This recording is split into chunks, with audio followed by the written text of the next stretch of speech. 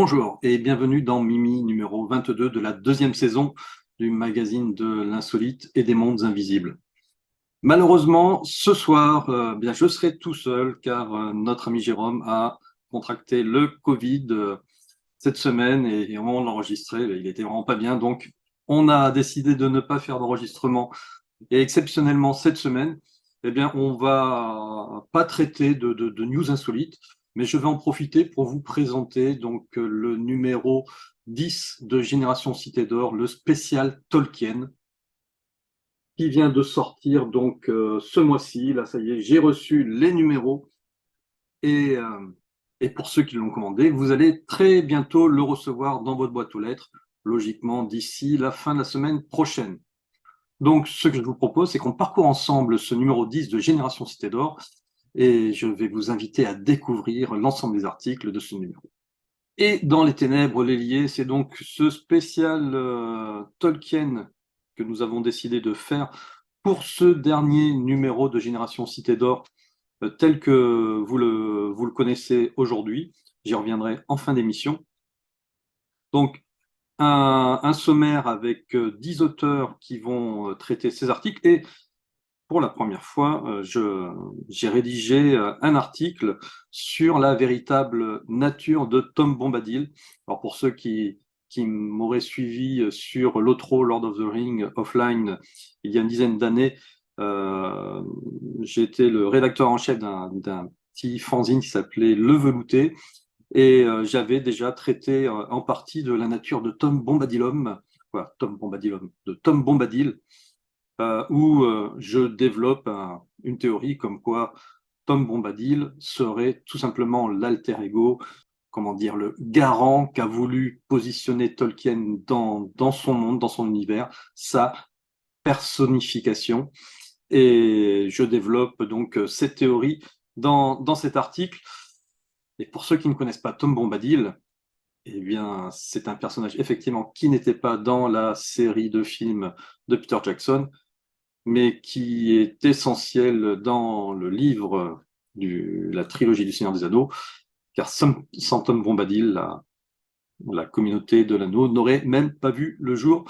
Nos amis Hobbits n'auraient pas dépassé la comté. Ensuite, nous avons Dominique Hochet, qui est un auteur, pour ceux qui connaissent Génération Cité d'Or, que vous avez eu le plaisir déjà de lire à deux reprises, et qui nous a fait un travail extraordinaire, alors qui est vraiment pour les fans de Tolkien. Il a repris toute l'épopée de Turin et il en a fait un résumé, mais à la manière de Tolkien. Donc, c'est un poème hein, qu'il a repris, qu'il a créé de toutes pièces sur plusieurs pages.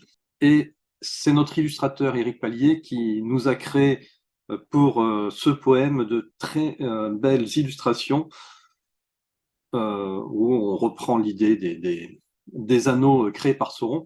Et donc, je vais aller vous lire un petit passage du poème de Dominique. Celui-ci, par exemple, le chimérique dragon Glorung voulait défier les derniers hommes libres peuplant la forêt, cet ultime refuge que Turumbar commandait pour envahir la contrée, déverrouiller l'entrée du pays des elfes afin de les agresser, les tuer. Réaliser ainsi la vengeance des forces obscures, commandées par Morgoth, réparer l'imposture, ancienne et séculaire depuis la nuit des temps, reprendre le pouvoir malgré les contretemps. Ayant remarqué où Turin Turambar se cachait, Glorung se mit en l'idée de venir le dénicher, au cœur même de l'étrange et fabuleuse forêt.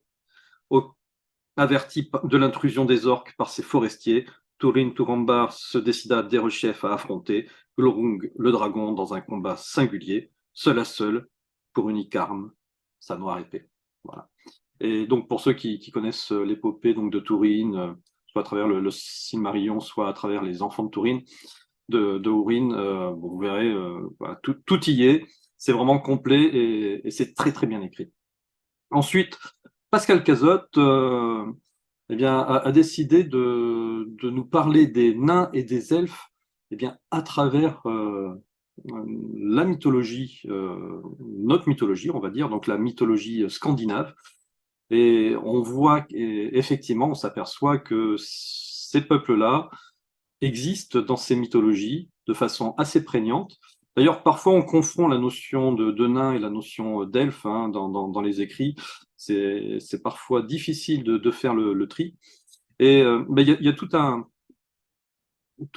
un passage avec Loki, euh, le dieu de la discorde, hein, qui est très intéressant, connu donc sous le nom de la malédiction de l'anneau.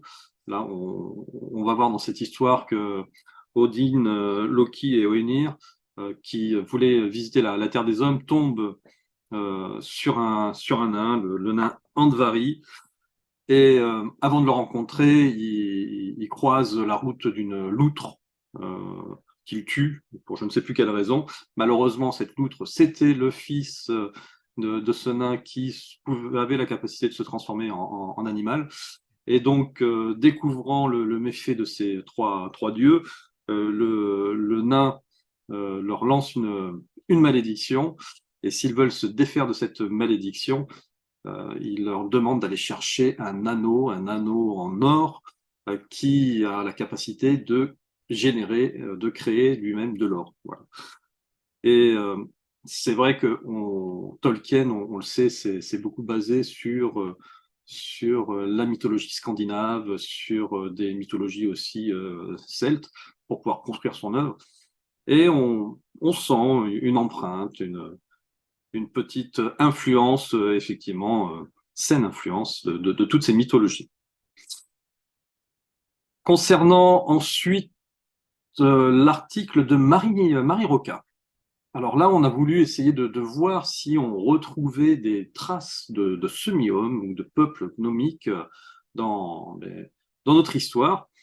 Et il y a le mystérieux peuple des Dropas, où là, effectivement, Marie fait aussi une enquête sur ce peuple, hein, vous en avez peut-être entendu parler. Alors, ce serait un peuple endémique de la frontière de la Chine et du Tibet, où il ne resterait plus, alors, quand je dis il ne resterait, c'était dans les années 1930, déjà plus qu'une population de moins de 12 000 personnes. Et il y a un auteur qui a repris, qui a porté, on va dire, à la connaissance du grand public l'existence de ce peuple, mais ça peut être contestable. En tout cas, il y a pas mal de doutes sur les sources de cet auteur. Alors, je dirais même pas ça. C'est-à-dire que l'auteur, en fait, s'est auto-débunké lui-même une trentaine d'années après avoir écrit le livre qui s'appelle Sun God in Exile, où il décrit la vie de ce peuple Dropa, dont d'ailleurs l'existence de ce roi et de cette reine que l'on voit ici. Et une trentaine d'années plus tard, en fait, il va donner une interview à 14 Times, qui est un quotidien ou un hebdomadaire, je ne sais plus, anglais. Et il dit, alors c'est David Gammon, il dit être l'auteur de l'ouvrage Sun God in Exile et de l'avoir écrit dans les années 70, mais comme un canular. En fait, il aurait tout inventé. Voilà. On se pose toujours la question dans ces cas-là, hein, c'est est-ce que il a vraiment fait un canular qu'il a tenu pendant une trentaine d'années et il a vraiment bien réussi son coup, ou est-ce que bien il a raconté effectivement la vérité, il a rapporté un certain nombre de choses qui dérangeaient, entre autres le gouvernement chinois, et sous la pression, ben, il a tout simplement dit qu'il avait créé un canular. Et puis peut-être que sur son lit de mort, il dira mais non, j'avais dit la vérité. Ce ne serait pas le premier à l'avoir fait. Donc en tout cas, cette histoire des Dropas est assez intéressante. Je vous laisserai la découvrir dans l'article de Marie Roca. Et on fait aussi un petit clin d'œil au peuple des Hampis. Ça, c'était une vidéo que notre ami Damien avait faite lors de ses voyages en Inde sur ces peuples qui mesuraient mais, la taille de Hobbit, hein, et là on voit leurs habitations. Sur les archéologues, ce sont des tombes, mais quand on creuse bien le sujet et puis quand on discute avec des locaux, ce ne sont peut-être pas que des tombes, mais plutôt des habitations d'un petit peuple. Voilà. Je vous laisserai là aussi découvrir cet article dans ce sujet dans l'article de Marie. Ensuite, notre amie Véronique Ernanva, qui est très attachée à sa Bretagne natale, nous parle de la trace des géants bretons. Alors c'est vrai que dans l'univers de Tolkien, les géants, il y a une toute petite référence, hein, c'est dans Bilbo le Hobbit, lorsque Bilbo entend des géants en train de se battre, de se lancer des rochers, en tout cas c'est ce qu'il imagine lorsqu'il est dans ces montagnes. Donc, bizarrement, le géant n'est pas forcément une créature à laquelle Tolkien fait référence énormément dans ses écrits. Lui, plutôt parler de trolls, trolls des cavernes, trolls des montagnes. Mais les géants, voilà, il y a vraiment que quelques lignes. Mais on voulait faire une incursion dans ce monde des géants et puis montrer que dans notre civilisation, on parle beaucoup de géants. Alors, est-ce que ce n'est que de la mythologie ou est-ce que c'est un souvenir de créatures du passé? Voilà, c'est aussi tout le propos de ce sujet. Vous le découvrirez dans les pages de Génération Cité d'Or numéro 10.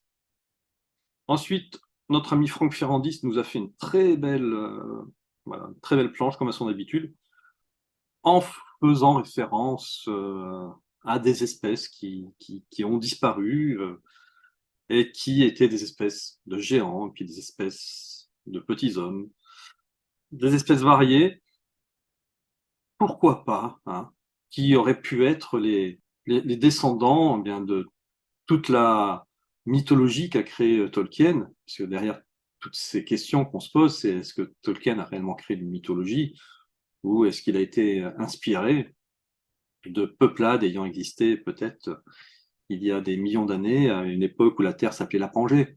Il y a des théories comme celle-ci. Donc là aussi, à travers son montage, vous verrez, il donne quelques petites pistes et de quoi s'interroger. Ah, ensuite, alors les deux auteurs qui arrivent, Lydioz et Stéphane Le Vacher, ce sont là les deux philosophes de ce magazine. Donc ça va être vraiment compliqué d'expliquer leur sujet sans les dénaturer. Donc je vais y passer assez rapidement. Lydioz nous parle de la dissociation entre Sméagol et Gollum. Et je voulais juste m'arrêter sur une théorie que j'ai découverte sur Internet et qui est pas si délirante et qui rejoint pas mal aussi ce que dit finalement Lydioz par rapport à cette dissociation entre ce personnage et lui-même. Donc c'est une théorie qui a été développée par Hans Force, un fan de Gollum, comme quoi ce dernier serait en réalité l'incarnation même de l'anneau unique et non pas un dédoublement de sa personnalité. Parce que c'est vrai qu'on a le sentiment que Gollum, c'est le côté schizophrène de Sméagol, et en réalité, peut-être pas. Ce serait peut-être une possession, un acte de possession de la part de l'anneau, et qui aurait pris en possession l'esprit de Sméagol. Et c'est une étincelle de cet anneau unique qui finalement piloterait et dominerait Sméagol et se ferait appeler Gollum. Donc si je continue la lecture, en effet, de par sa nature semi-divine, sauront à lier les anneaux à l'anneau, donc à l'anneau unique, en y insufflant sa propre essence divine. Cette dernière pouvait corrompre les porteurs des anneaux inférieurs, comme par exemple les 9 rois humains qui sont devenus les spectres de l'anneau, ou bien posséder le porteur de l'unique et prendre le contrôle sur sa personnalité. À bien y réfléchir, la transformation est si complète que le fait d'être coupé de son support ne fait pas réintégrer l'étincelle divine dans l'anneau. Et oui, euh, lorsque Sauron a perdu son anneau coupé de son doigt, euh, il n'y a plus de connexion directe entre Sauron et l'anneau, mais l'étincelle divine de Sauron était intégrée dans l'anneau. Voilà. On rappelle que Sauron était un Maya. C'est aussi la raison pour laquelle Gollum ne semble pas dépérir, voire se réduire en poussière après 600 ans d'existence, car il possède toujours en lui cette essence divine, contrairement à Bilbo, qui, quelques mois après son 111e anniversaire et avoir abandonné l'anneau, semble être devenu un vieillard au bout de sa vie. Ah oui, si vous vous rappelez ce passage, Bilbo, lorsqu'il donne l'anneau à Frodon, et donc, lorsqu'il le retrouve quelques semaines plus tard à Foncombe, le pays protégé des elfes, le pays d'Elrond, eh bien, on voit qu'il a vraiment dépéri et il a pris en quelques semaines les quelques années de jeunesse qu'il avait réussi à voler autant grâce à l'anneau. Donc, il dépérit très rapidement. Alors que Gollum, pour ceux qui ne le sauraient pas, il a plus de 600 ans. Et même lorsque son anneau lui est retiré, quoi, lorsqu'il perd son anneau et que Bilbo le retrouve, donc là, il est coupé de l'anneau et pourtant, il ne dépérit pas. Il devrait, en ayant 600 ans, donc en ayant vécu 6 fois plus que ce que vit un hobbit normal, il aurait dû se désagréger très rapidement.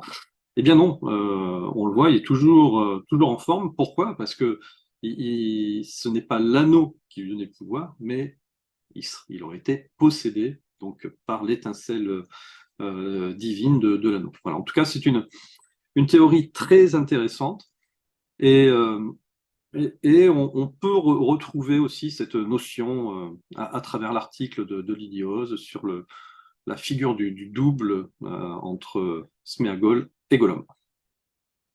Et donc, comme je vous le disais, notre deuxième philosophe, c'est Stéphane Levaché, qui lui va démontrer que la découverte de l'anneau est une scène hautement archétypale et il va faire des allers-retours avec l'alchimie. Hein, d'ailleurs, pourquoi le livre rouge? Il va nous expliquer tout ça. Et voilà, je vous laisserai lire cet article à tête reposée, puisque c'est un article qui est assez dense et voilà, que je préfère ne pas dénaturer. J'en profite pour faire un petit coucou à Mélanie, la fée buissonnière, hein, qui nous a fait le plaisir de nous envoyer des photographies d'une de ses créations. Voilà, vous pouvez la retrouver en cliquant sur le QR code ou même en le flashant, là je suis sûr que ça doit marcher depuis votre écran. Notre ami Stéphane Royer, lui, a été explorer les interactions qu'il pourrait y avoir entre la mythologie de Tolkien, notre mythologie, et l'ufologie. Et on s'aperçoit que, bizarrement, ces notions de petits êtres, d'hommes, etc., qui sont bien ancrées hein, dans les légendes, apparaissent souvent avec des manifestations d'ovnis. Alors, dans le passé, on parlait de signes dans les cieux, mais vous verrez, c'est vraiment très, très intéressant. Donc, il fait aussi référence aux recherches de Jean Sider. Et bien, peut-être que c'est ce petit peuple pourrait venir des étoiles. Pourquoi pas? En tout cas, c'est voilà, un sujet très, très passionnant qu'explore Stéphane Royer. J'en profite pour faire un peu de pub à nos amis du festival du film insolite de Rennes-le-Château, qui aura donc lieu cet été. Et je crois qu'il est encore temps hein, pour ceux qui auraient réalisé des courts-métrages d'envoyer votre candidature pour bien la sélection du film insolite de 2023. Voilà, eh bien on finit après avec Charlie Sanson. Alors, Charlie qui, lui, a plus écrit quelque chose sur l'imaginaire de façon générale et le fantastique. On sort plus du cadre de Tolkien, mais quelque part, il montre le pouvoir de l'esprit, le pouvoir de l'imagination, le pouvoir de l'imaginaire, euh, qui est finalement capable de modifier notre réalité. Et voilà, bien comme à son habitude, hein, Charlie Sanson, qui est un auteur qui a vécu, hein, il a 93 ans, et donc il nous fait part de ses expériences, de ses rencontres, et c'est vraiment passionnant à chaque fois de lire ces articles. Donc, je vous conseille la lecture de cet article-là pour finir Génération Cité d'Or numéro 10, qui vous retrouvez des petites news, bien entendu, la chronique de Jean-Pierre Ecma sur sa chronique de Templier, et enfin les lectures de Florinette qui a très apprécié la bande dessinée sur la vie, en tout cas, de Tolkien, en tout cas, sur la partie où il était jeune soldat. Voilà. Et en clôture avec la quatrième de couverture des paliers. Voilà ce tour d'horizon donc de ce magazine. Comme je disais en début d'émission, ça sera le dernier sous cette version parce que vous n'êtes pas sans savoir que nous avons perdu notre agrément CPPAP.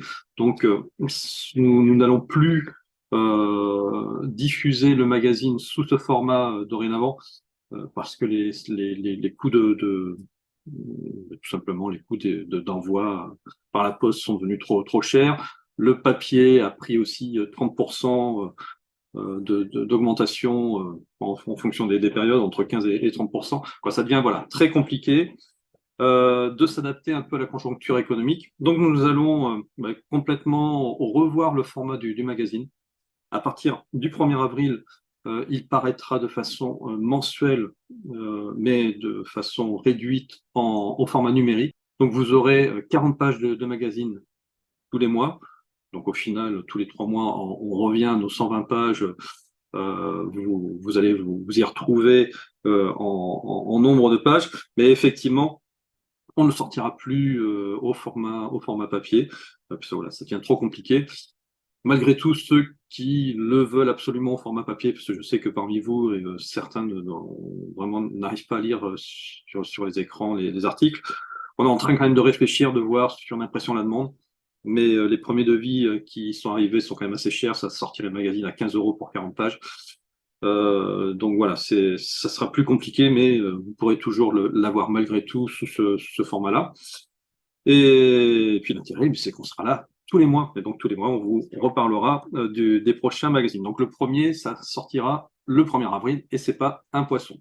Donc voilà, si ça vous intéresse, eh bien, je vous invite à vous rendre sur le site générationcitédor.com et là, vous pourrez commander donc ce numéro 10 en version papier au tarif de 13 euros ou en version beau livre, il en reste encore quelques-uns au tarif de 40 euros ou sinon en PDF pour 6 euros. Une fois qu'il sera épuisé en papier, il ne sera disponible qu'en PDF ou potentiellement en beau livre. Voilà. Écoutez, bon, ben, effectivement, Jérôme n'était pas là, donc c'est une émission pas comme d'habitude, mais voilà, j'en ai profité pour faire ce tour d'horizon sur ce numéro 10 spécial Tolkien qui vraiment me tenait à cœur, parce que vous n'êtes pas sans savoir, moi, je suis un passionné de Tolkien, et eh bien, certains d'entre vous m'ont d'ailleurs demandé de pouvoir montrer mes collections de livres, de figurines, etc. Donc pour ceux qui seraient intéressés, restez après le générique et vous verrez, en musique, je vous ferai un petit tour sur mon univers. C'est vrai que voilà, j'en ai quand même à montrer. Voilà. En tout cas, merci d'être resté jusqu'au bout. On retrouve Jérôme la semaine prochaine. Et puis, eh bien, vous portez-vous bien. Profitez des vacances pour ceux qui sont en vacances. Et puis, on se dit à très bientôt. Ciao, ciao.